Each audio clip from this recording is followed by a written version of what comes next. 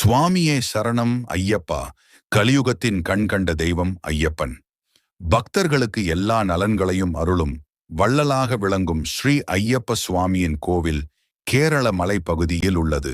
எரிமேலியிலிருந்து ஏறத்தாழ 42 மைல் தொலைவில் மலை, ஆறுகள் இவற்றின் இடையே உள்ளது.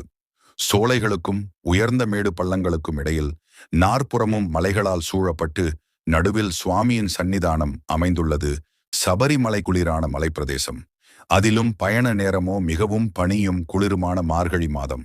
பாதையோ மிகவும் கரடுமுரடானது. வழியெங்கும் கொடுந்தன்மையுள்ள மிருகங்கள் வாழ்கின்றன. ஆதலால் சபரிமலைக்குச் செல்லும் பக்தர்கள் கட்டுப்பாட்டுடன் விரதங்களையும் விதிமுறைகளையும் கடைபிடிக்க வேண்டும். சாமியே சரணம் என்று சொல்லி 48 நாட்கள் விரதம் இருந்து இருமுடி சுமந்து சபரிமலை சென்று 18 படிகள் ஏறி ஐயப்பனை தரிசனம் செய்தால் புண்ணியம் கிடைக்கும். ஐயப்பன் அருளும் நமக்கும் நமது குடும்பத்தினருக்கும் கிடைக்கும். சுவாமியே சரணம் ஐயப்பா. சுவாமியே சரணம் ஐயப்பா. சுவாமியே சரணம் ஐயப்பா. 9.